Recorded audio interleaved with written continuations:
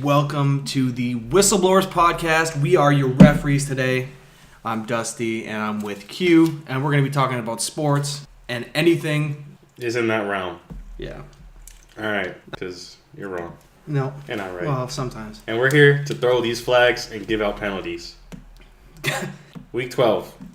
What games pop out at you? What games popped out at me? I guess the one that popped out most was Phillip Rivers and the Chargers. Why? Because he showed that he still has it. He's old as hell. Didn't he come up with... He was in Ben Roethlisberger's draft class, wasn't he? I don't know. I can look that up. It was like Dude, 2004. No one is out here thinking Phillip Rivers is not like top 5 quarterback. I know, but still, like he's like that family member no one talks about anymore because they disappear. They disappear and they do something, and then they find out later that they're doing well for themselves, and then everyone wants a cut. Yeah, you're kind of correct. Yeah, Phillip Rivers is like the middle child that does well, but no one cares. Yeah, exactly. And then you're like, oh, I wonder how they're doing, and then they got like a 6-figure job and a yacht. But okay, here we go. I gotta hit you with it, man. Excessive celebration. No, dude, it's the Cardinals. Okay, they're 2-9. Their best player doesn't even want to be there. Patrick Peterson, I'm pretty sure he wants the fuck out of there. You know, they have no idea how to use David Johnson, and the Chargers, they're a good team, a great team. How far they'll go in the playoffs, who knows? But let's not sit here. No, it's almost disrespectful to Phillip Rivers to pretend that this is surprise. Because it is. If Tom Brady throws 5 touchdowns, no one's out here like, oh my god, I can't believe it. People are like, yeah, he's really fucking good. Yeah, but when you see, like, when's the last time you really see Phillip Rivers? I swear to you, I haven't been. He used to be when I was in a keeper league. He was my quarterback, right? Him and Joe Flacco. What? Yeah. Ugh. It was a rough draft. Rough original draft. Phillip Rivers, when's the last time you see his name up there in lights? It doesn't happen. What was that year the Chargers were like 14-2? I can't even tell you. 08 or something, 010? I cannot even tell you that. Phillip Rivers, let's not disrespect the man. I'm not disrespecting him at all. No, this is... I think if Phillip Rivers gets a ring, we're talking about Hall of Fame right now. If he gets one. Oh, yeah. No, won't debate that. But also... And even the, like, times where he's been bad, let's not pretend he's been bad, because you got guys like Eli Manning who have a ring. He has 2, but when he's bad, he's bad. He's bad. Phillip Rivers all the time. Is not... No. I'm saying Phillip Rivers, he made a spectacle out of that game, and he played so well. Like Baker Mayfield against the Bengals, which is another game I watched. The Browns, especially after they fired their head coach, was it last week? Yeah, to play them the next week. Yeah. Baker Mayfield should be in charge. When they give Baker Mayfield the ability to control that offense, he will. I mean... And that showed. When he plays well. Baker Mayfield has that... He's got that gangster in him. He's got the Johnny Manziel syndrome. That's not what I'm talking about. He's just got that gangster where, like, he could make things happen, but I feel like if he tries to do too much, he's going to regret it. But, I mean, for the Browns, like, do your thing. I mean, the Browns are... Honestly, I think everyone's... I mean, not amazed. I don't know how... You can't get any worse than, losing every game a season. Oh, yeah. Browns fans... You can't get any worse than that. The Browns fans are about to get hit with this excessive celebration. No, that's... 4-6-1. Stop it. Yeah, well, no, I mean, we you get can do it. that, though. No, you could... They have stuff to be excited about, but stop it. I'm biased, though. I'm a Ravens fan, but also stop it. But the Browns are those teams. You guys got to root for the Browns, always. Watch me not do it. I'll root for the Browns against the Vikings. I will root for the Browns. That's not true. I would never do that. I'll root for the Browns against any other AFC North opponent. That's not the Ravens. Just because they will drag everybody else down with them. I just I was impressed with that game. That game, those two games. I also watched. Obviously, I watched the Viking Packers game, which we'll talk about that later. Yeah, we And will. we're gonna have to go to the booth for that. How about the Eagles almost imploding against the Giants? That was hilarious. Hilarious. I feel like we see this song and dance every year. Carson Wentz comes out, MVP season, has to, live up to it, do better, all this other, this and that. And he can't do it. We've seen this song and dance before. Dak Prescott comes out, amazing. People want to crown him. He's gone. Deshaun Watson, to an extent, he had a rough start, but he's actually been pretty on fire since. I mean, they started like 0-3, and now they're 8-3. I want to say. Mm-hmm. So that's another thing. Texans are 8-0, so everybody needs to stop disrespecting the Texans all of a sudden. But we've seen this before. We've seen this song and dance. They come out, perform amazing, and then no consistency. That's why I'm not. Okay, here we go. I'm not too quick to crown Mahomes either. And I'm a believer of Mahomes. I drafted him 10th round in my fantasy league because I was like, this guy he's something special. I don't want to crown the guy. I agree with you on that. I think that We've seen the song and dance, and I feel like people are quick, especially for quarterbacks. Quarterbacks especially. I feel like that happens with literally quarterbacks more than anyone else in the NFL. Especially with the production that they put out. You got guys like Mahomes that come out, and he's been playing an absolute shutdown season, just crazy well. Next year, he's gonna play, and if he doesn't live up to that, I mean, Mahomes is having one of those seasons, so I don't know if he may never live up to this season ever again.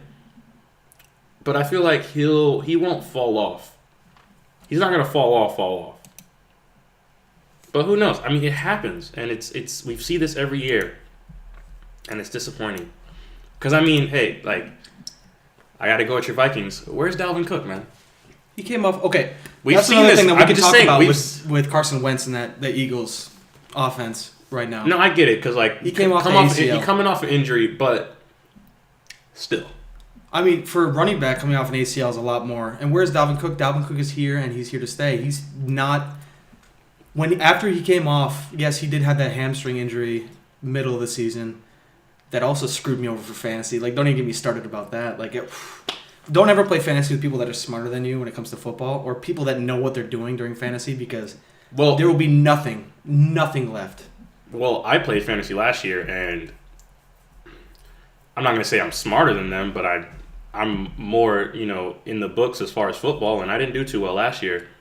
But your boy is 8-3 now, so I'm doing pretty fire this year. And I've had injuries this year, and I'm still doing well. Yeah. So, Eagles definitely have a case of we did well last year, we're going to try to ride that out, and then when the ship hits the land, because it's going to... I can't even tell you what's wrong with the Eagles, to be honest. It's just... Because I don't want to sit here and blame Carson Wentz. Because he's not playing bad. It's just... No, it's a mixture of everything. Yeah, they're just not the same team, which it's weird because I don't think they had that much turnover. No, they didn't. And you have to look at it like this. A couple big plays can change an entire game. That's true. They've been close quite a bit. You look at the game this week, right? They were down 19-11 at the half. Yeah. I mean, they fought back, but... but then But it's the Giants, dude. They're not good. The Giants are... Let's say it, they're kind of inept. No, they are. No, I agree with that completely. But, no, it's true. The Giants are bad. They should have never beaten the Eagles. The Bills should have never beaten anybody. They should have never had the lead. That's one of those games where win or lose, you lost. You beat the Giants by 3 points. No coach is happy about that. No. It's a long film session. Yeah. And what other games were noteworthy this weekend? Bills Jaguars. We'll get into that later, I think.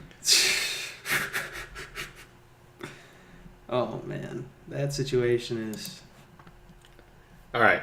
Yeah, you know what? Let's go ahead and start with the Bills and the Jaguars, and our boy Blake Bortles benched. Yeah. Offensive coordinator fired. They're cleaning house, man. I don't. Let's talk about the Jaguars because I feel like I got a lot to say about these Jaguars. They've lost the last 6 games in a row. That sounds about right. Yeah, it's like especially the season they had last year. So remember what we were talking about people having a season and then it's just we don't see that shit again. Yeah. Well, how about that for a whole team? No, and that's the Jaguars. Yeah. And here's what's crazy is they benched Blake Bortles, but if you go look up his stats this year and last year, he's doing worse, but it's not like a catastrophic difference. He's Blake Bortles. He is exactly who we thought he was. He's the exact same player who got the contract. He's the same guy he is now that he was 2 years ago, that he was 3 years ago. And it's insane that they want to put the dude on the cross. He's the same dude. That's the quarterback. The quarterback thing, though. It's not. When the offense plays like shit, it's usually the quarterback's fault. As far as what people say, but it's not the offense. I mean, it is. But look, when the Jaguars were winning, why were they winning? Because of the defense. Yeah. And Blake Bortles, he was good enough to win with the defense. And when the defense isn't good enough, they lose. Okay, we knew what the formula was for them to win. Mm-hmm. We always knew Blake Bortles wasn't that dude. He got a couple years in the league, and we saw it was like, all right, this guy isn't that dude. He can win. He's not that dude. Also, all right, I got a pet peeve because I understand. I'm a Ravens fan, all right? Joe Flacco, not the greatest. If you want to win with like a top 10, average quarterback, whatever, give the dude somebody to throw to, okay? Yeah. Because let's their top receiver, Day Westbrook. I want to say he was like a 3rd-round pick out of like Oklahoma or something. That sounds about right. Yeah, 4th-round pick out of Oklahoma. It is his 2nd season. That was his top receiver. Okay, stop it. Yeah, I mean, the only person who had more receptions was Fournette, and he got booted out for going 3 rounds. Hey, shout-outs to Leonard Fournette because I picked this dude up off of the waiver wire because he was injured. And you know what? I don't even care that he's going to miss 1 game because I handcuffed him with TJ Yeldon also. We'll get into fantasy later, though. Don't even get me started. But I'm out here bamboozling. I mean, yeah, no, that's...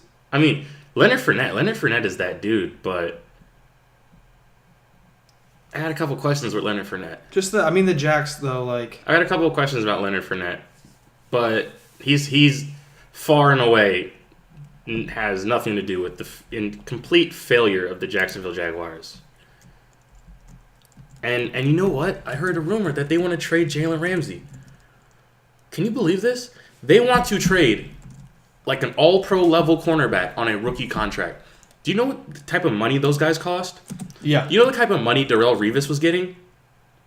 And I will go on record and saying that I think Jalen Ramsey's season was better or comparable to any of those seasons that Darrelle Revis had. He's the best in the league right now. By far. Well, he was last year. This year he's still up there. He's not the same. He's not the same. Definitely not the same. But he's still up there. Yeah. Jalen Ramsey, except for his mouth, I hate his mouth so much. Like shit that he talks is just ridiculous. I feel like people are only upset about him talking trash because he doesn't have that like Kobe Bryant reputation. If he had that Kobe Bryant reputation, no one would care. They'd let him do what he wanted. But dude, the season that he had was insane. But anyway.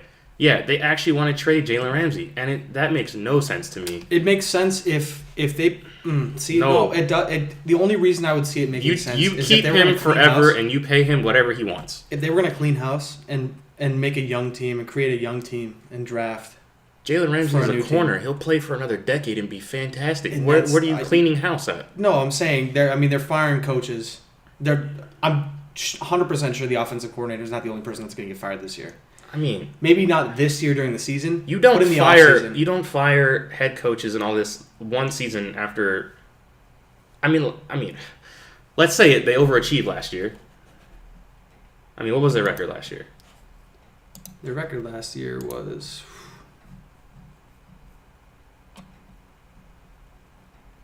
Their record last year was 10-6. That for the Jaguars, 10-6, that's yeah. overachieving. Also, they lost 7 games in a row. The last 7 games they've lost in a row. Okay, see, I didn't know that. That Yeah. puts a big old asterisk on it. But Blake Bortles being benched feels like an overreaction to me. It feels like a decision made with emotion because it's not like Phillip Rivers went out there and played like Blake Bortles. Blake Bortles went out there and played like Blake Bortles.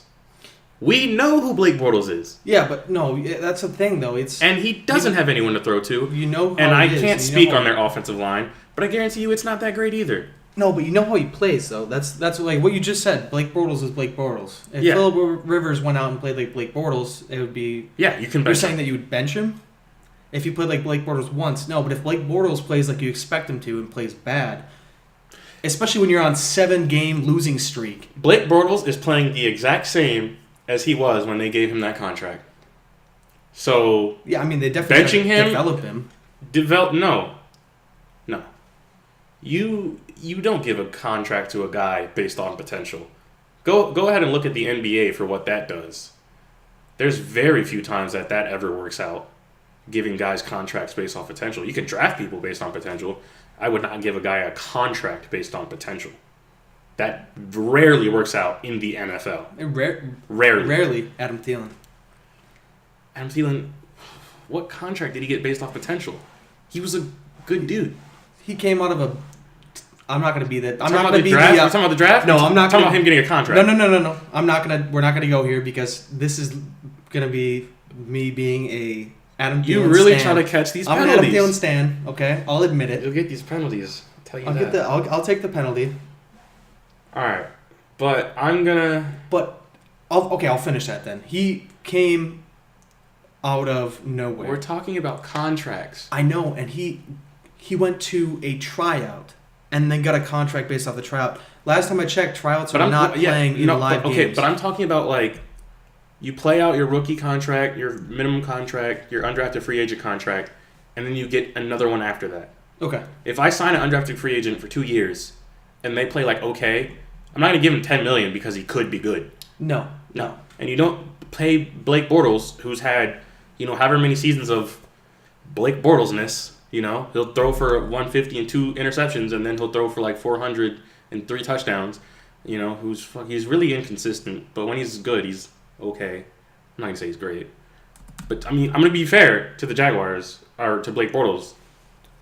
I mean, the season he was like his best, he had Allen Hurns and was it Allen Robinson as well, or am I incorrect? I don't remember. Let me look that up. I want to say it's Allen Robinson.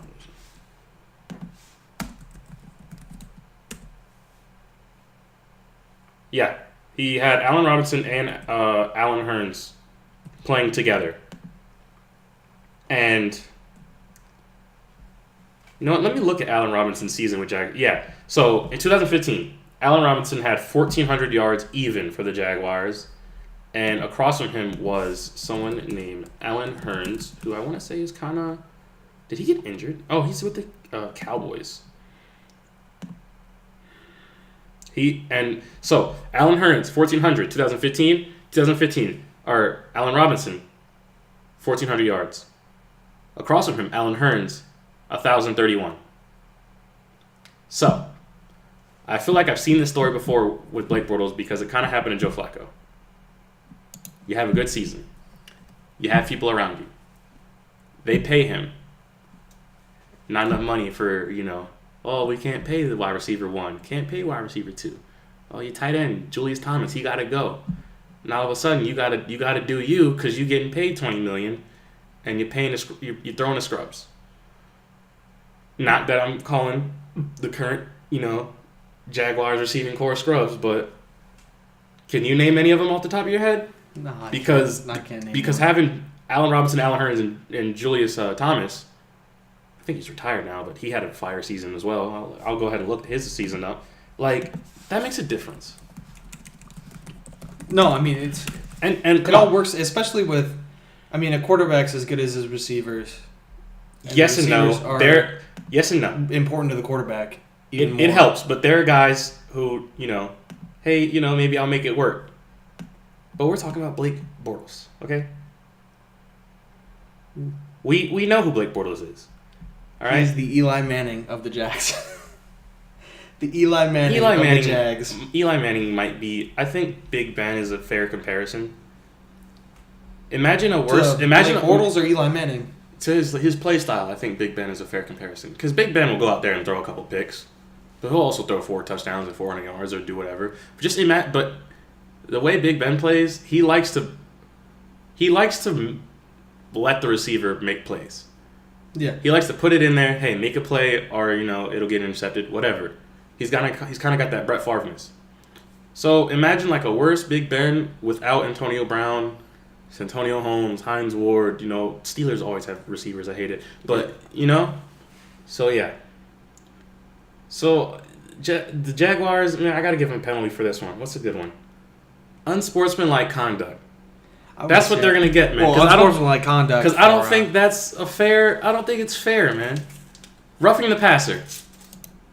Roughing the passer. Yeah, Jaguars, y'all are getting 15 yards for roughing the passer. Am I going to sit here and defend Blake Bortles' play? No. And I'm not going to defend his contract either. But I'm not the one who gave him the contract, and I feel like Blake Bortles is who Blake Bortles is. And, stick with your guy. Now, they're starting Cody Kessler, I believe. I went ahead and looked up Cody Kessler. 25. Mm-hmm. Played for the Browns. His stats aren't bad. I mean, they're not bad, but at least he seems like he'd be a pretty good backup. But I feel like, why? Why? Because it's gonna be the same song and dance. You're gonna put Cody Kessler. You're gonna put Cody Kessler out there. You're gonna be like, hey, can he win? With if the defense has a good showing, he might win. How much better is that than just having Blake Bortles? And besides, you think... But what's gonna hurt by taking Blake Bortles out? Maybe Bortles needed a break. The opposing defense won't respect Cody Kessler throwing a long ball, and they'll stack the box, and Leonard Fournette's just gonna get the 9 in the box, or TJ Yeldon. Yeah, that matters. No, you could be because Josh Allen, he might be inaccurate or whatever. I'm not saying that he is, but he can sneeze the ball 400 yards. So you can't just play 9 in the box, because if you got a guy that runs a 4.3, he might blow by you. Now that's a free touchdown right there. Mm-hmm. You got to respect the arm. If I'm a defensive coordinator and I see Cody Kessler taking snaps, hey, put 9, 10 in the box, beat up on TJ Yeldon, force him to throw on 3rd down. Right now, the Jags they're in a bad situation regardless. They're not doing anything with this season. This season's a wash for them now. Yeah, so put Blake Bortles out there and tell him to play better. I don't see any benefit from this benching. What's the point of keeping him in if he's not playing well? It's literally okay. This season right now is like the only way this decision makes sense is if they're telling Blake Bortles to get healthy and get his mind right, and he is a long-term future. Yeah. You think that's what they're saying? Yeah. I'm not definitely not like that. Like, if that's the case, then I agree. But I feel like this is because if that was the case, well, I don't know. Because then the firing of the offensive coordinator makes me think. Offensive coordinator makes me think like, they're looking for blame. But to do both at the same time, because back in 2012, when the Ravens won the Super Bowl, they fired offensive coordinator Cam Cameron. The offense was horrible. Joe Flacco was not playing well. They fired the coordinator, brought in Jim Caldwell. Offense blew up, was amazing. Won the Super Bowl, right? Joe Flacco won 11-0. 11 touchdowns, 0 interceptions or so in the playoff run. Now, why didn't they just bench Flacco and fire the coordinator. You know, to do both feels like. I mean, it's definitely excessive. So you agree? I mean, it's yeah. This is roughing the passer. He does not deserve this. No, it is. But does he? What? How much worse could they get? I mean, you look at guys that come out of absolutely nowhere. They come to the NFL, or they played well in college. They didn't get drafted, or they got drafted late round. And they were like, they show up and they start playing well. It's. I mean, you never know how someone's going to act. So if you give someone a chance in a losing season, allow them to get real snaps before it actually matters. Because right now, Cody Kessler, like their season's gone. Cody Kessler is not. No, but he's not a long-term future for anyone. He's not. What does he need snaps for? Okay, you got me on that one, but he's definitely not a long-term future. He's not a long-term solution. Look. What's the hurt of having him take snaps? It's not worth anything. What's it?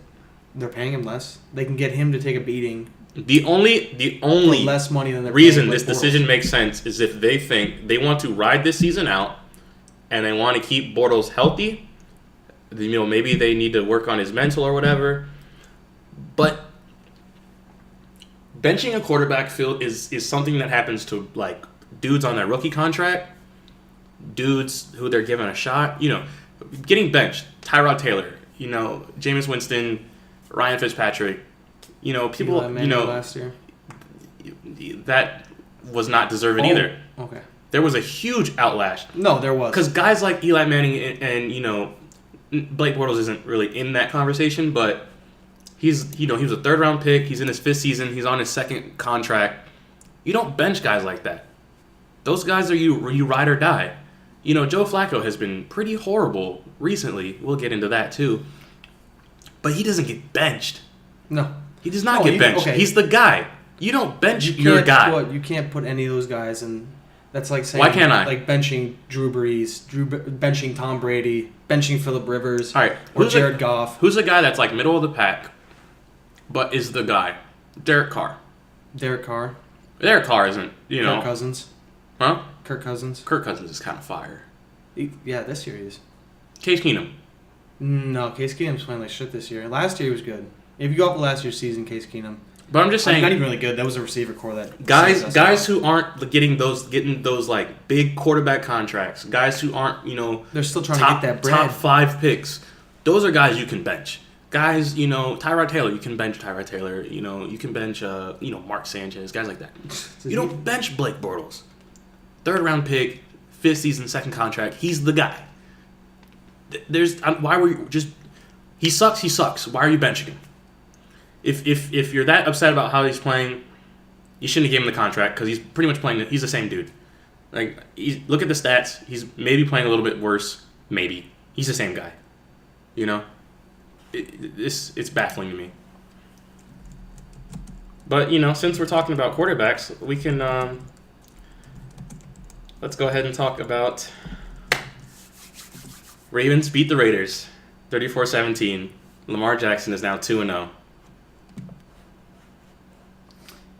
Go ahead. I watched it a little bit. I watched all of it. I watched highlights. I've seen every Lamar Jackson snap. The first half from preseason to now. You can't tell me he looked good the first half of that game. What do you mean? Oh, there was no. 3 drives in a row where you stopped in the red zone. No. They were forced to kick twice. That game was won by special teams and defense. I mean, that Suggs got that interception or that fumble for a touchdown. All right. That was no. So here's what happened. All right. So last week, Lamar Jackson came out, and he wasn't supposed to start. All right. The Ravens front office and fans, I think we all know Lamar Jackson is the future. And 80% likely is that going into the season, it was like 80% likely that, you know, next year Lamar Jackson is the guy. And this year, like, we're not, like, we know he's rough around the edges, but people think he's way more rough than he is. You just watch him, though. And when you watch him sit in the pocket, he has that scramble first mentality. No, he doesn't. He does. No, he doesn't. Watch film. I'm telling you. I I'm have telling been you. watching it. When he's, let me finish because I feel like this is gonna be, all right. All right, go. No, Hit me with you got to it. catch some flags. Hit me with it. All right. So, last week, Lamar Jackson was not supposed to start ever this year, and actually, I'm pretty sure, if Flacco got hurt early in the season, it would have been RG3 starting, not Lamar. But they were confident in Lamar starting over RG3. Now, so they drafted up their game plan, and what ended up happening was they said, I guess their game plan was like, look, Lamar uses feet, don't take too many hits, get your yards. Let's not throw the ball too much. We'll throw it some, not too much. And they did it. And you know what? It might not have been flashy or fancy, but you know what? It was a winning game plan. And so here's what happened. People were upset, right? And what happened is he had 27 carries on paper. 3 of those were kneel downs, so it was really like 24. So he ran the ball 24 times. And what all the pundits were saying is that, hey, if this is the guy you want playing, quarterback, he has to sit in the pocket, throw darts. He can't get hit 24 times or whatever. Now, people who watch Lamar play, he doesn't run like Cam Newton. No. And he's not Cam Newton, so he can't. He takes a couple hits, but he has that, self-preservation.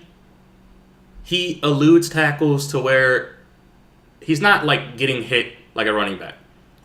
He's shifty. He gets wrapped up. He gets on the ground. He gets low. He always gets wrapped up. Yeah, so he's not taking bangers, but he, some of the stuff you don't want him getting hit like that. But he's not out there getting, strong safeties aren't, walloping him. They're not that bad. But could he slide a little bit? Over the years, it's gonna get. As you get older, obviously your body changes. Yeah, but he's not. As he gets older, he's not going to be the same guy. Assuming he continues to play. Then he won't be in the NFL. What do you mean? One of his biggest assets that he has is to be able to run. He scrambles and he's effective at scrambling. He's quick. He's fast. He's quick. There's nothing wrong. There's nothing wrong with taking off for 20 yards and getting out of bounds. That's fantastic. No. The dude has the most quarterback rushing yards in a 2 game period or so. Yeah, but let me continue. Let me continue. It's not college. Let me continue.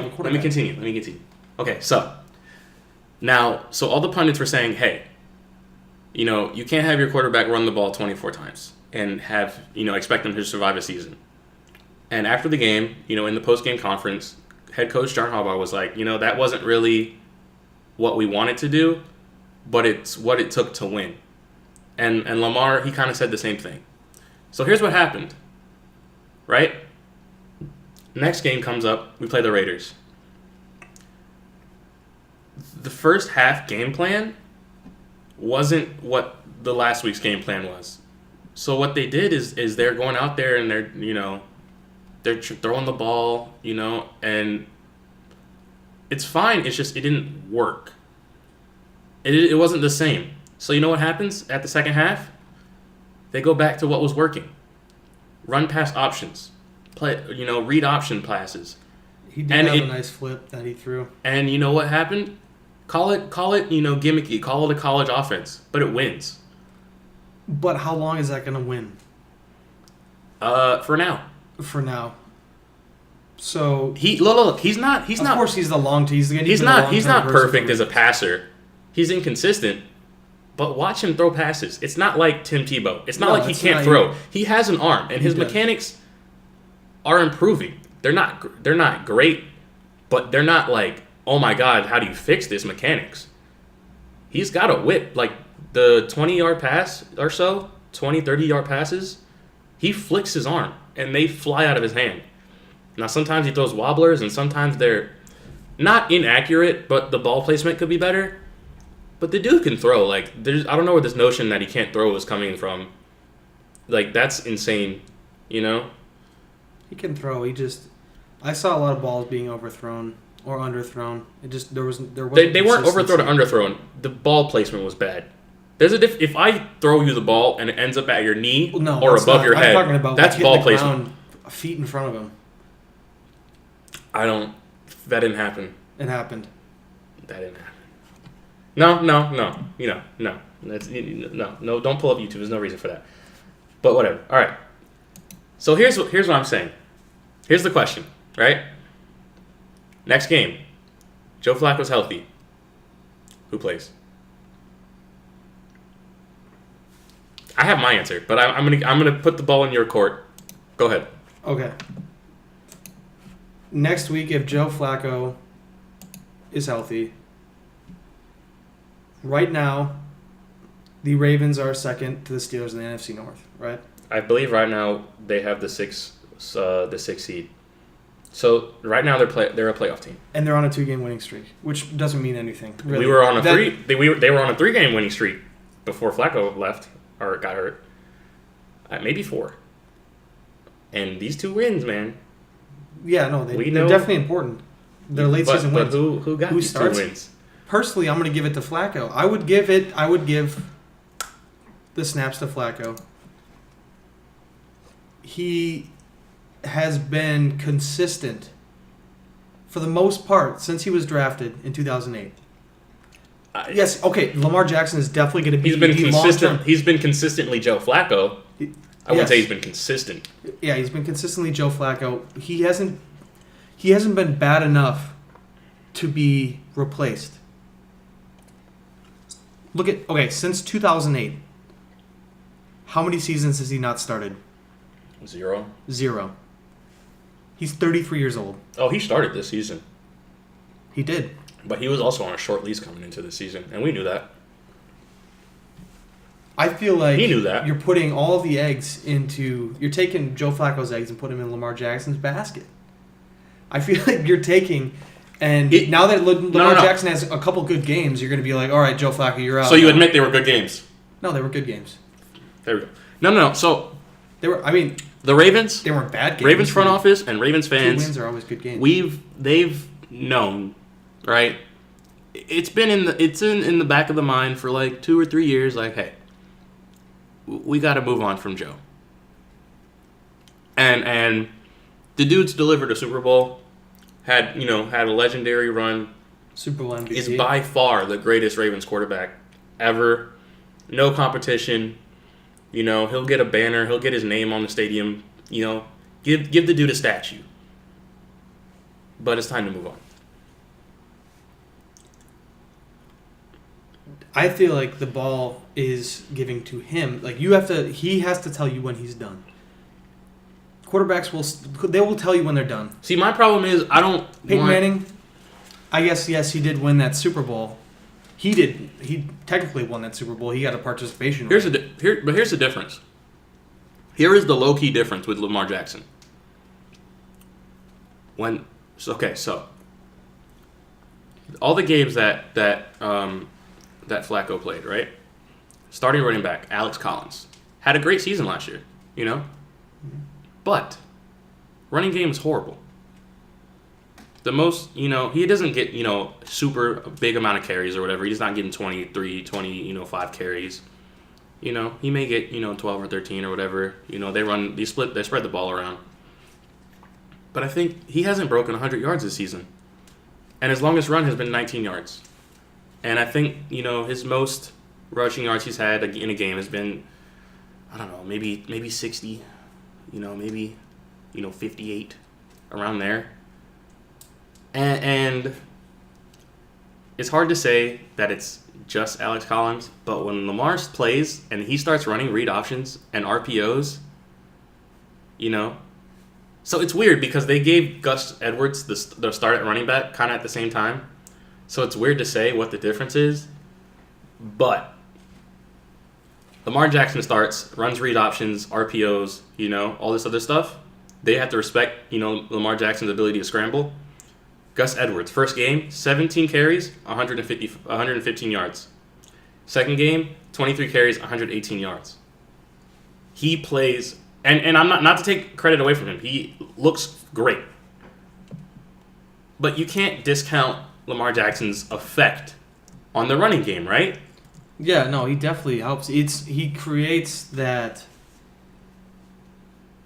So mystery's not the right word. I can't think of the right word, but he creates that. It's like having a quarterback with a massive arm. You have to respect it. He recreates the option to use the option. If that makes sense.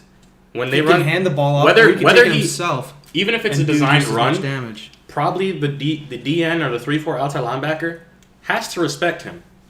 No, definitely, because if he gets forced to the outside, he'll cut inside. If he gets forced inside, he's going to cut outside. Because even on design runs, there's that moment of hesitation where everyone looks and says, "Who's keeping it?" And whether you think Lamar Jackson is a good quarterback or not, dude's fast, he's quick, and he's elusive. So you're not going to sit there and disrespect him keeping the ball. So that makes a difference. I feel like that makes a difference in the running game. It does. I mean, and Joe Flacco might go out there and he'll throw 250 and 2 touchdowns. What's the difference between Lamar going out there throwing for 170 and rushing for another 100? Nothing. Exactly. So why not go with the young guy? At the end of the day, I don't think the difference is that major. I think you just got to go with Lamar. You stay with the hot hand. It'd be different if he, went, 0-2 and 1-1 and he still looked good. But he went 2-0. He went 2-0. His effect on the run game is impressive. And I don't want to disrespect Joe Flacco. Maybe say, hey, he's still injured, wink, wink, whatever. Put him out there. Play Lamar. I would. Now. Yeah. Okay. Give Lamar a bad game. Maybe come the playoffs, we might have a different conversation. For right now, give me Lamar. So what I'm going to say is, who starts? I'm going to say start Lamar, and then let Joe Flacco get air quote healthy air quote, if you know what I'm saying. That's what I'm saying. I just don't know. I don't know if the Ravens can afford to lose a game off of. We weren't winning with Flacco. And he is older. So 33. I will give you that. He's 33, coming off of an injury. It's usually not a good look. So if we were going into the playoffs, we would be having a different conversation. I say give Lamar another start and let Flacco get healthier. That's it. He might be ready to play. Give him another week. And what's their schedule at? Do they play 2 weekday games, don't they? Let's look. Don't they play Monday and Tuesday? I know there's a tough schedule coming up. You want to talk about tough schedules, the Vikings. The Vikings have to win out. Whose fault is that? Whose fault is that? It's the Bills' fault. All right, that was the most embarrassing shit that ever happened. We play at Atlanta. So this would be Lamar's first away game if he plays. I guess they know that'd be a good. Atlanta's defense doesn't scare me, but if it ends up being a shootout, I guess we'll see what's up then. Atlanta doesn't really scare me this year. I don't. No, but I respect Matt Ryan, Julio Jones, and Calvin Ridley, and Mohamed Sanu. And then it's at Kansas City, so let's go ahead and mark that as a loss.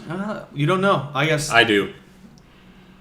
Look at the Bills, man. Look at the Bills. Everyone, if you have hope, stop. The Bills will deliver the hope. Then it's Tampa Bay at home, so, I don't see any way. Doesn't matter who starts at quarterback. I don't see any way they lose to the Bucs. Then it's at the Chargers, so that's probably a loss too. So that's, and then at Cleveland at home. So I think this game at Atlanta is the changer. That changes things now. Because I'm looking at the schedule, I'm gonna go ahead and say Kansas City and the Chargers are a loss. So then it's Tampa Bay and Cleveland. Those are games that you should win. So the difference between 9-7 and 8-8 is this game in Atlanta. I think you still got to go with Lamar, though. I'd say try him out. If he'll get this road game. I think a win in LA versus the Chargers is possible. Would not be easy. It's possible. No, I mean, you But also let's have not to- say other that Cleveland. But factors, too. there's a chance Cleveland upsets Week 17. I'll respect Cleveland enough to say it's possible. They're on a 2-game winning streak right now. Well, so is Lamar Jackson. You're gonna compare Lamar Jackson to the Browns?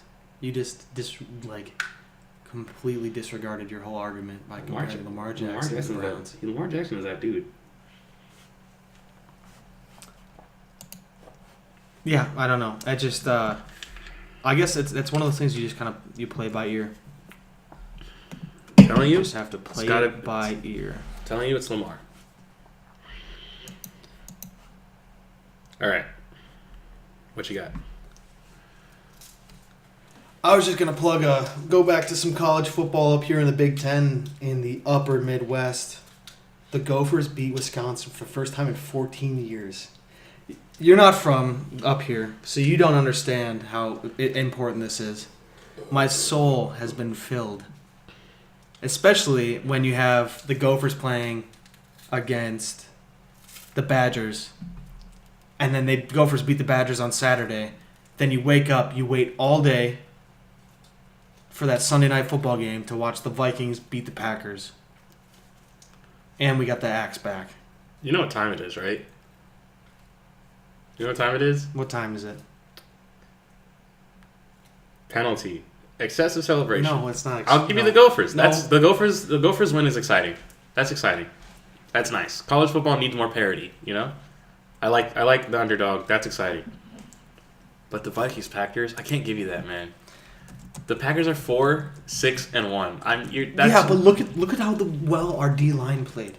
The Vikings D line played so solid. The Packers are 0-6 on away games. I'm sorry, but it's just not exciting. Like it's exciting for me. Yeah, I thought that was a fun game. Yeah, to watch. One of my favorite games to watch. whooping on a division rivalry is great, but let's not crown anybody because of come on. See, we stop. We got bent. We used to get bent over by the Packers. Yeah, like crazy. I understand, but come on. The Packers aren't really the Packers anymore. No, they're definitely. The Vikings they're are far and away a more talented team, so than they have been. So I'm not sure what there is to celebrate. See, it's a good win. It's a division win. Huh? Ultimately, it comes down to it's a division win, and we got to see Kirk Cousins.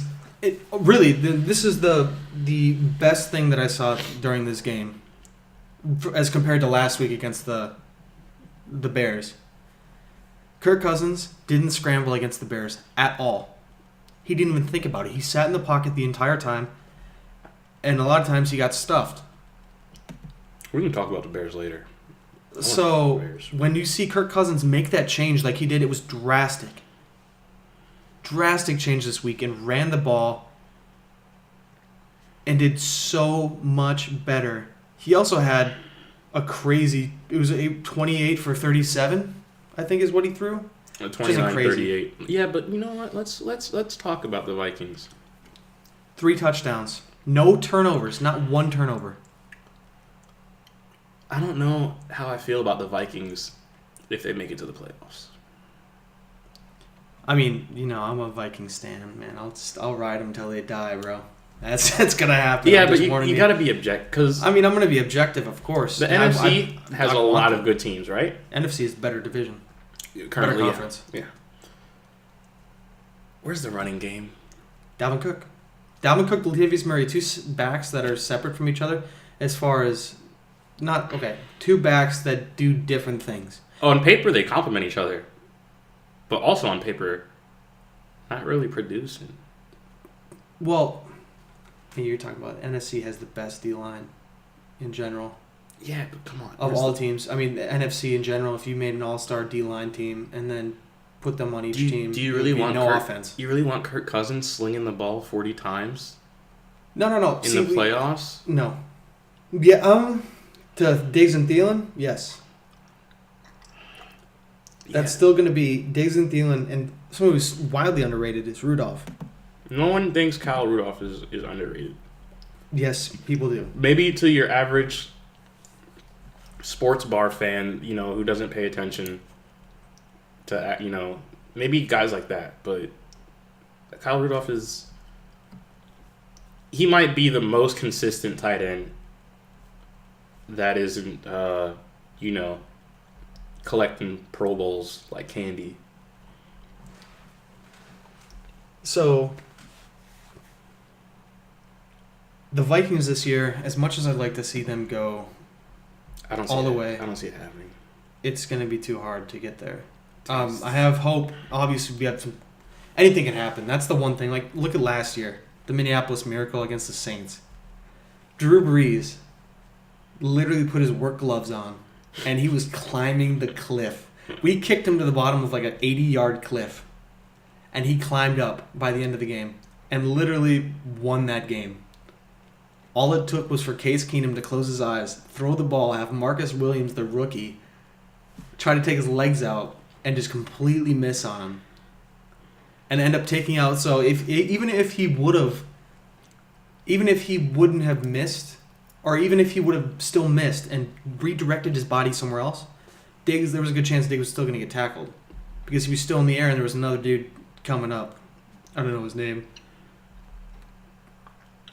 But that would have been it. I mean, the Saints, we can talk about the Saints too. Saints are the real deal. Yeah. The real deal.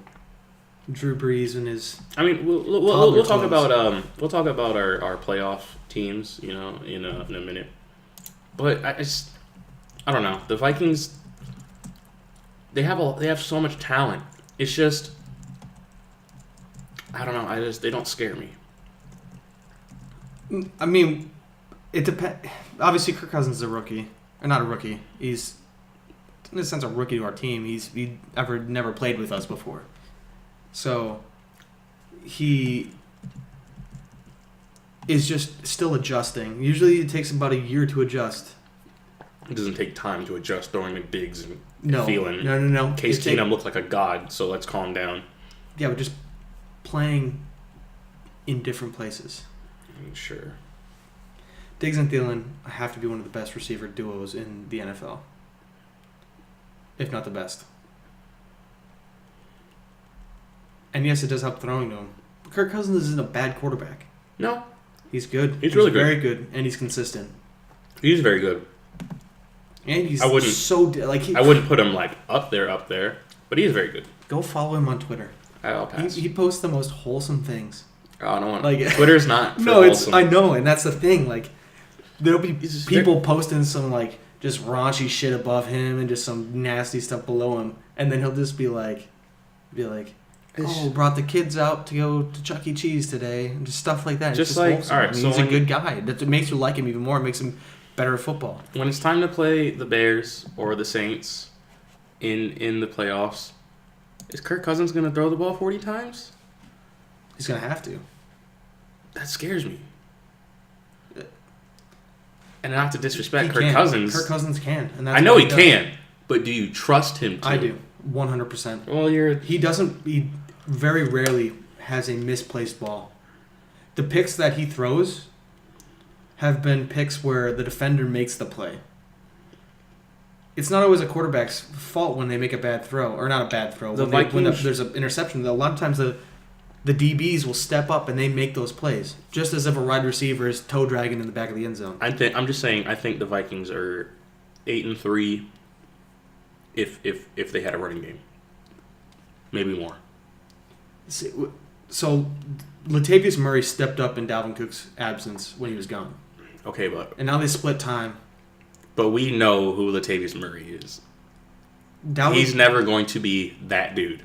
Dalvin Cook could be that dude pre-injury. After I got to see it. He's got to work. He's got to work back. I mean, he's not. Okay, he's really not trying to push super hard. I mean, when you have a running back who's.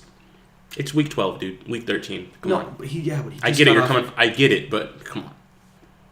Let's see it. It's going to take a season for him to get back into swing. And next year, you watch. I'm still going to do the same thing I did this year and draft him first round, which I'm not going to say I regret. Yikes. Because that would mean that I'm saying that I'm wrong. All right. Well, who's your believers in the playoff race, man? Definitely the Saints. Well, Yeah. I can tell you who's not going to make it to the playoffs. So are you going to spout some hate? The Raiders. Yeah, they're pretty The bad. Jets. The Jaguars. The All right. Bills. And the Browns. I'm sorry, the Browns. Yeah, okay, they're not we know who making it sucks. at all. The Saints, the Saints. The Broncos aren't going to make it. I think The Bengals aren't the gonna make Saints it. are far and away the best team right now, and it's just scary how good they are. Do you know who I want to see never win a Super Bowl ever again? The Patriots? The Patriots. Yeah, facts. I think that's... I speak for everyone in the world. Who's your up-and-comers, you know? Like, who's a team that hasn't been in the playoffs or, like, really relevant recently that you think could make some noise? Because I know who my team is. I would say... I know who my team is. See, that's a tough one. I would say... I mean, if you can even call them the Bears up-and-comers, Oh, that's my answer. it'd be the Bears. I think Or the Cowboys. Cowboys are leading their division right now. And they've lost a couple games, yes. I think the Bears have that ability to beat anybody, if you know what I mean. No, they do. I don't know how. Because the Bears, I don't know who their GM is. Ryan Pace, that sounds right. The dude has just built like the most perfect modern NFL defense. You know, they give up yards, but God, do they get turnovers, and they're fast, and they hit you. And shout outs to Eddie Jackson, the free safety out of Alabama. I want to say he was a 4th round pick. The dude should not have been a 4th round pick. He had broke his leg. It had already recovered, but because he broke his leg, he was a 4th round pick. Dudes really should have been a 1st round pick. They have the perfect modern NFL defense. But because they they kind of give up yards and points sometimes, they might get looked over. I'm still iffy on the Khalil Mack trade, though. Oh, no, I'm not going to sit here. That was a good trade. I'm not going to disrespect Khalil Mack, but it was 2 first-round picks? He is one of the best pass rushers in the NFL right now. He will manhandle these 400-pound dudes on the... I agree, but here's what I'm saying. Maybe you take one of those first-round picks and get, a decent pass rusher, and you take the other and get a good wide receiver.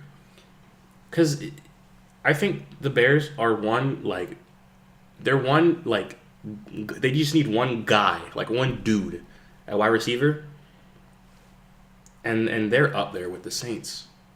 Because, let's look, their top receiving targets, right? Taylor Gabriel, Tariq Cohen, Anthony Miller, Allen Robinson had 4 targets and only 2 catches. Who knows what happened to him, but... Allen Robinson was supposed to be that dude, but he hasn't been so far for them. He's been okay. He's had he had one breakout game and kind of iffy. If they just had, what Kevin White was supposed to be, but we saw how that went down. They just need one guy, and I don't know if Trubisky is that dude, but I think he's in that realm with Bortles where if you put it around him, he's gonna win. He's better than Bortles. He's in that tier of if you give him the keys, he'll drive it. You give him the horse, he's gonna ride it. Something like that. Yeah, no, I agree. He's younger than Bortles. I want to say this is his third. Yeah. That sounds about right. 3rd season. So, he might end up being that guy. But man, when your second leading receiver is your 3rd down running back. Shout outs to Tariq Cohen, by the way. Come on, dude. Top receivers, Tariq Cohen, Taylor Gabriel, and Anthony Miller. Taylor Gabriel's 5'8", Tariq Cohen's 5'5", and Anthony Miller's 5'11". Give him a guy, man. Give him, what Brandon Marshall was. Oh, that's all he needs. Give him one of those, and they're putting up, 30 points. I don't know what happened with their running game because Jordan Howard isn't that dude anymore. I don't know what happened to Jordan Howard. You just said this is that's what happens to running backs. They disappear. Probably blew his knee out. Jordan Howard's another one of those guys. Came out of nowhere, just set the league on fire, and just couldn't repeat. Because we were talking about Jordan Howard being like one of the next, running backs, that was around for 5-6 years, being that dude. He hasn't been that dude. This is actually Trubisky's second year in the NFL. Really? It's his second year in the NFL. Yeah, the Bears are going to be... They don't... So, fun fact, I don't know how true this is, but I just saw it on, Reddit. But apparently they haven't started a single player over 30 into psych so far. No, yeah, I did see that. It came up when I was watching the game, and that's insane. Yeah, put their GM, in the... Give that dude but in the an playoffs, award. In the playoffs, how's that... You don't have that veteran experience, that playoff experience, which definitely matters. A lot of people will be like, no, it doesn't matter. No, blah, blah, blah, I agree. But I think the Bears, they have that ability to beat... The Bears are kind of like the Ravens, where it's like, you might not be scared of them, but they could beat anybody. For some reason, they are able to hang with anybody. Because you might have a team that's good, but it's like, okay, they can't beat, X, Y, and Z. The Bears have the ability to beat anybody. And you string a couple together, you win a Super Bowl. That's how it goes. They could beat anybody. I don't know if they will. They're 8-3, so let's not disrespect, the Bears. Because outside of the Saints, they're the power team in the NFC, right? Outside of the Saints, the Bears? Yeah. No, the Rams. Oh, you're right. The Rams. Yeah, the Rams are NFC too. Bears are number 3, definitely. I'd say it goes. Debate me on this. The Rams. Here's my thing with the Rams. Saints, Rams, then Bears. So here's my thing with the Rams, right? The thing with the Rams is the same problem I have with the Chiefs. Yeah, they're gonna stack up a lot of wins, but when it comes down to it, giving up 30, 40, 50 points a game, that's not going to fly in the playoffs. Yeah, but 10-1 is still 10-1. Yeah, but with Todd Gurley is the top rusher in the NFL. Yeah. Jared Goff is playing amazing. Yeah, they did have some injuries like Cooper Kupp go down, and Cooper Kupp was big. But they have people to fill that spot, and there's a reason they're playing so well. I'm an old school guy, man. If you can't hold teams under 30 points, I don't know how I feel about you in the playoffs. All right, so who do you got?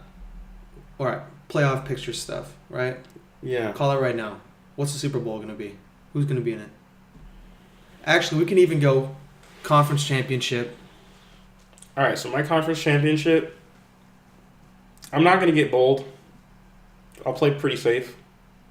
So I'll say Saints-Rams with the Saints winning like they've already done. But they did that at home. But it was by 10 points. And then I'll say AFC will be...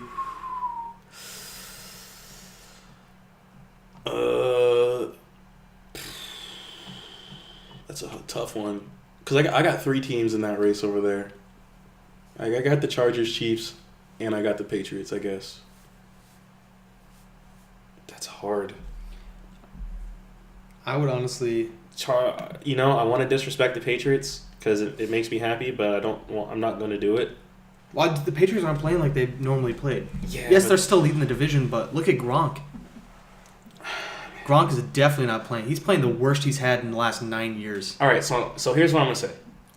I'm going to say either the Chiefs or the Chargers are in the AFC Championship. Take your pick, but I still have the Patriots winning. But I'll say that the Saints beat the Patriots in the Super Bowl. And then I'll say Drew Brees rides out into the sunset with 2 rings. I don't know if Drew Brees is going to leave after this season. They're a powerhouse team. It's one thing to, just be a little over 500, go to the playoffs, win, and then he'd be like, all right, so this team is definitely not going to be as good as.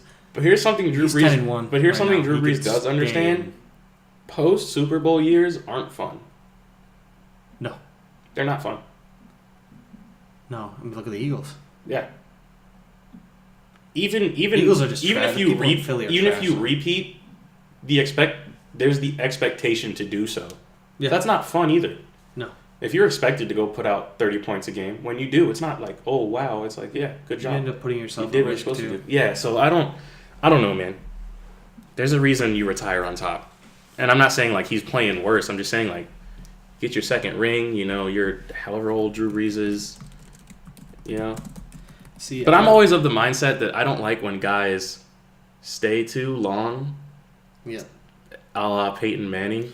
Yeah. Although it's Drew Brees is never going to leave and go to another team. Brett Favre did that when he went to the Vikings. The dude's 39. I mean, like, if he gets the second ring, he might be gone. If I was him, I would leave. Yeah. I can't speak for Drew Brees. I'm just saying, if I was him, I'd be out. Retire on top, 2 rings, all the stats he has. Yeah. Good night. Would you have him leaving if he doesn't win another ring after this year? Let's say they do a deep playoff. I would say, and they don't, like losing in the championship or losing in the Super Bowl. Yeah. Yeah, he probably comes back. Just because I know Drew Brees is he's really competitive. AFC, I have the Steelers going all the way. What? Yeah. Really? Mm-hmm. They. And then I think if the Steelers win out, or if the Steelers win the Super Bowl this year, but Big Ben's gone. Big Ben flirts with retirement every year. Who knows what he really wants? I've never been one to like say that the locker room division and all this other crap like actually affects play on the field. But the Steelers they actually have some dysfunction. And and Mike Tomlin's a really good head coach, but he lets, I don't know what the word is. It just feels like there's always something going on in that locker room. There's always something, And I dislike the Steelers. I'm a Ravens fan. Put that out there. And they're a really good team, but coming off a loss to the Broncos. Yeah, no, that's. I don't know, man. They feel like pretenders to me. I'll put that out there.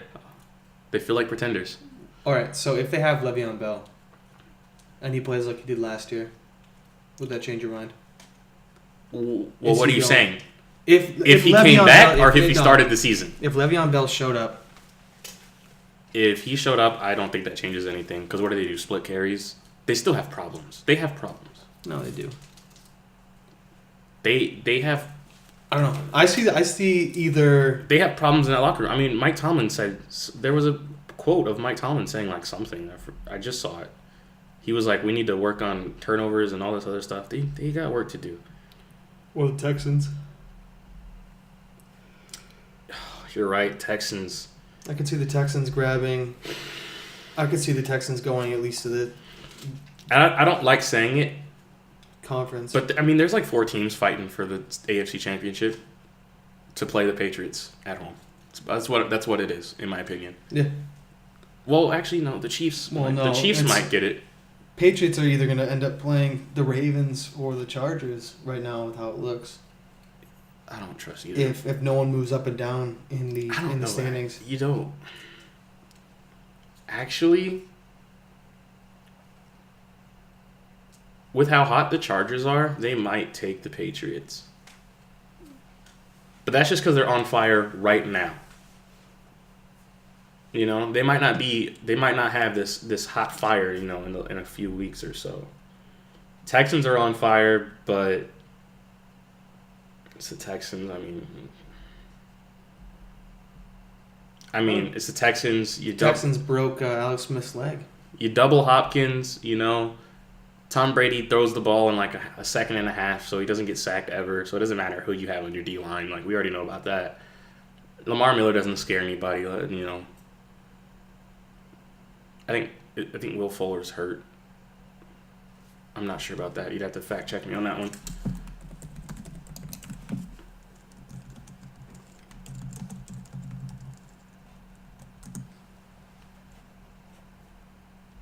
He's hurt? Yeah, he's going through surgery this week. Yep. Yeah, sorry. No. That's old. That's old. Oh yeah, I mean he's done. Yeah, he tore his ACL, ACL. on Yeah. the 25th of October. So yeah, I mean, they can make some noise. So the Steelers argument, like, they're good, but when I look at the AFC elite, Chargers, Chiefs, and Patriots, they're not there. They're right below them, but they're not there. You know what I mean? Yeah. They're not hanging with them. And between those three, I think I have all three of them losing to the Saints regardless. The Patriots. What do you mean? I have them. I would say that the Saints beat them as well. Saints are the real deal. The real deal. Drew Brees is the real deal. Dude is like what? I'm looking 5'9". The Patriots have some really bad losses. Yeah, no, that's what I'm saying. The Patriots. I don't think the Patriots have it this year. I mean, they beat the Bears. We've established that the Bears are a good team. They beat the Chiefs by 3 at home. But losses to the Titans, Lions, and Jags, that's kind of yikes for me. I don't know. I kind of want to see the Patriots fall off the planet right now. I mean, don't we all? I think, yeah, except for if you're from Boston and you're already the worst kind of person anyways. So Yeah. What do you know about them? I think that we should just, pick up Philly, the whole city of Philly, right? Pick up the city of Philly and then move it right next to South Boston. And then put a wall around it, like Hunger Games style. I think that would work out. You telling me you wouldn't watch a Philly versus Boston fan Hunger Games? Yeah, I don't watch that. I would know. pay pay-per-view for that too. I feel like we talk about this every year though. Patriots, easy schedule, X, Y, and Z. They're still the Patriots, it's still Tom freaking Brady. I don't know. Maybe they have to go play in Kansas City. Kansas City, they have a really loud stadium, really nice, really passionate fans. No, they do. It could happen. They also got my favorite coach too. Andy Reid. Yeah. Let's not. Andy Reid is that dude. Tell me he doesn't look like he goes to a Hooters with a Tommy Bahama shirt on and then hits on these college girls. What he got the starter socks with the gray He toe does, cap yeah. and sandals. Yeah. He's got and one flip flops on. No, with the he's starter socks. I mean, he looks like He's got cargo shorts with 45 different pockets on them. he looks like he used to work at a gas station or he was a school principal, and then he just got pulled out. He was a school principal, and they're like, "Hey, we need a coach for the Chiefs," and he's like, "All right, I'll do it." I don't know. That's why he's my favorite. He does not look like he belongs there, but he's a damn good coach. Yeah. And he also gets compared to the Kool-Aid Man, which is kind of funny too. All right. So I know you got something on your mind, and that's fantasy football. Oh, don't even start on that. I hate fantasy football. I absolutely hate it now. I'm doing so good this year. How about you tell me about your season before I hit you with probably the biggest sob story in the history of sob stories? All right, my season. So, how do I look at my draft order? I don't think you can. So I could, I don't want to talk about my draft order.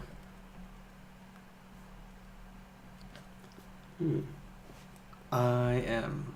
Oh, man. All right, this is anyway. Garbage. I want to say my first pick was DeAndre Hopkins. This has worked out so far.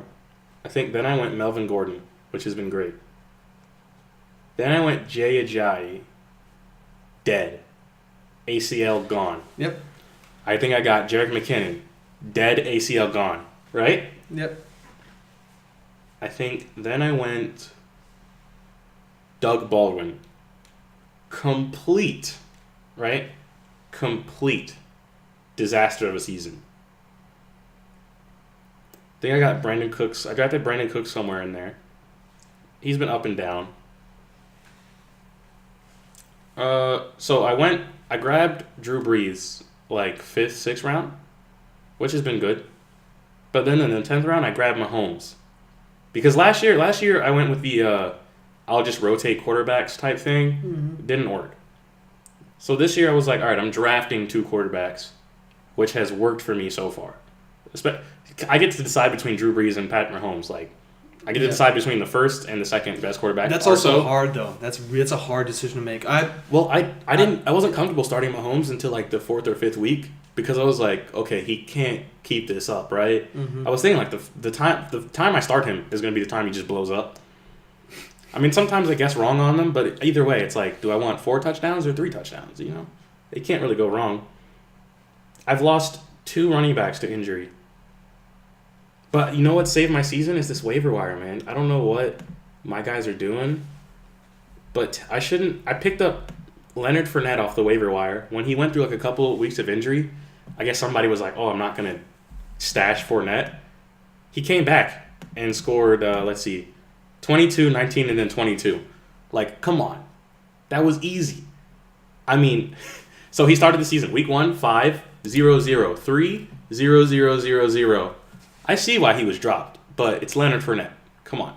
He comes back, 22, 19, 22. Yeah, that was easy money for me. Tariq Cohen was on the waiver wire. You know? That makes no sense to me because he's got 3, 1, 6, 23, bye week, 16, 13, 17, 0, 9, 2, 11. So it's a pretty good flex. And I was running back needy after 2 ACLs, so that was easy. I grabbed Eric Ebron, number 3 tight end so far. Dude catches, 2 touchdowns sometimes. Easy. Doug Baldwin is painful.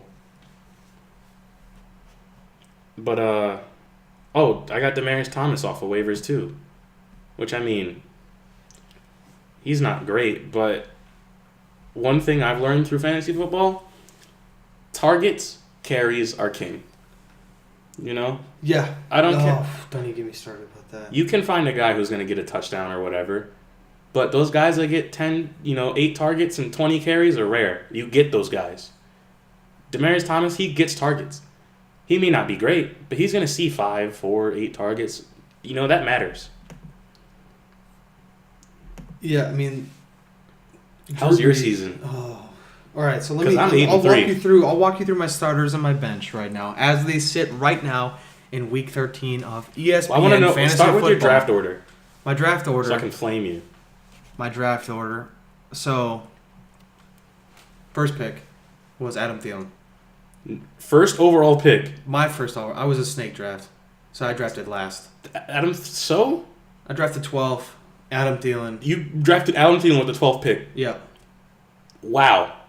Yeah. Who was on the board? I don't remember who's on the board. You should have just grabbed the best running back. Because that's disgusting. Adam Thielen is he's the number 1 receiver. Okay. In the NFL right now. Okay. He has put up running back is 256 points. Pretty much 257 points. Which is only 3 less points than Drew Brees. Okay, no, I'll give you that. That's fine.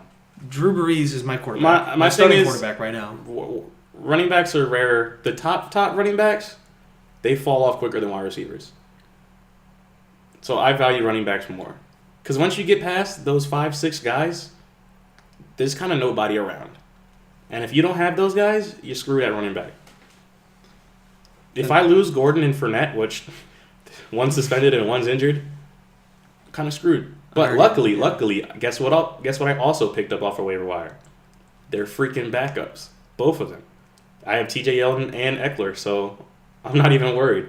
But yeah, so wide receivers, they trickle off slower than running backs, so I like to start. 3 of my first 4 picks were running backs, and 2 of those tore their ACL. So shout-outs. All right. I lost Dalvin Cook. Dalvin Cook was my 2nd overall pick. He was all that was left. Wow, dude. All that was left. You set yourself up, though, with the fan heaviness, man. No, I did, yeah. No, I wanted to see him do good. I wanted to see him do well after the ACL. Dalvin Cook. And then, I don't even remember who I picked up. I've moved so many people around. I might have picked up No, I didn't pick up a quarterback. Oh, AJ Green. Wow. I would not touch AJ Green that early. I had nothing. I mean, I got thrown. I'm in a 12-team PPR league. No, PPR for AJ Green, I'm sure is not that bad. I think he gets a lot of. No, he does. I think he gets a lot of BS passes. He does. Right now, the way my lineup sits is I have Drew Brees, Dalvin Cook.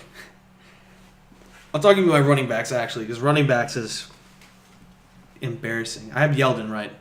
Yeah. Not bad. No, start him next week. And I probably will. Yeah, I mean, I don't. Let's see. How's he been doing since Fournette got hurt? Terrible. I started him last week and I got 0 points. He's been all right. 4 points. I mean, week 4, 19, week 5, 17. Why do you think I picked him up? I'm like, this dude's going to be an absolute stud for me. I'm like, this is going to turn my 7-game losing streak around. He's not a stud, I'm on a 7-game losing streak. I am the Jacksonville Jaguars right now. Wow. He's not a stud, but he produces. I am 4-8. 4-8. Yikes. I've lost so many people. I lost Cooper Kupp, AJ Green. Cooper Kupp was a nice pick if you drafted him. That was a good one. I did. AJ Green, Cooper Kupp, Robbie Anderson. He went out and I didn't have the space for him. I think Robbie Anderson probably a decent grab late. Early in the season he was okay, but I got to get rid of him. I dropped him and Enunwa. They were both they were okay, but they fell off. They're not worth anything anymore. The only thing is I have Benjamin Watson for my tight end. Benjamin Watson and Jared Cook for my tight ends. You're telling me those are the best tight? I mean, Jared Cook's not bad. Yes, those are the best tight ends that were left. Not bad.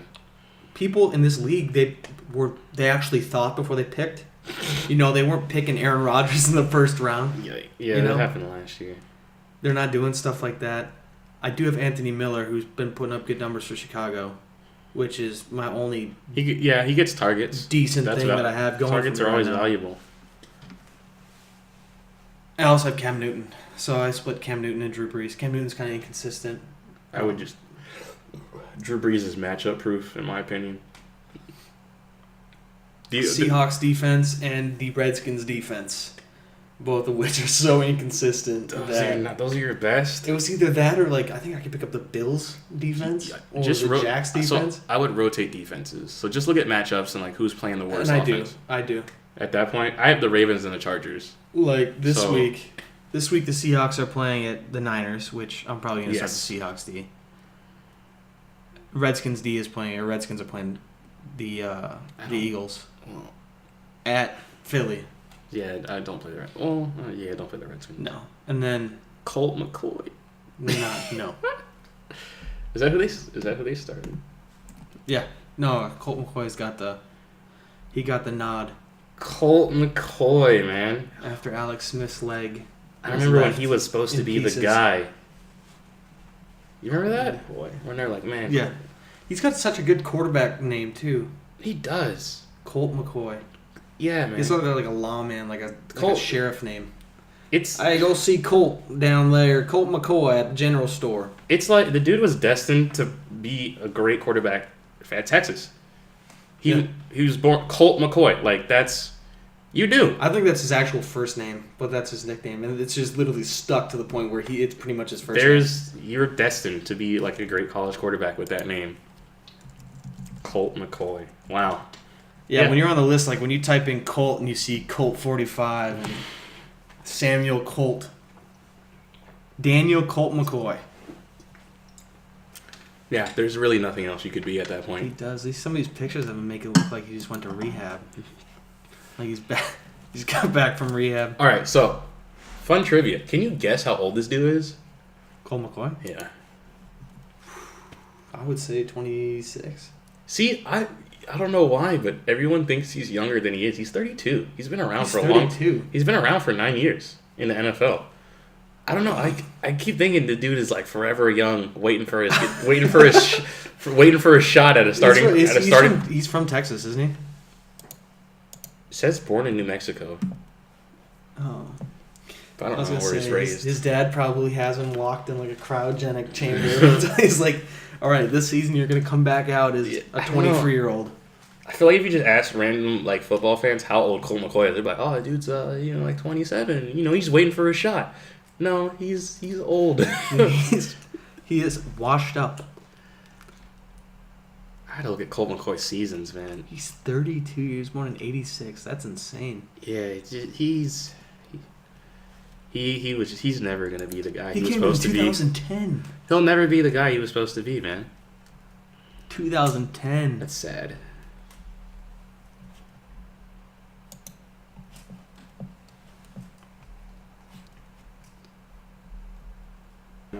Oh, well, that wraps up our first episode of the Whistleblowers.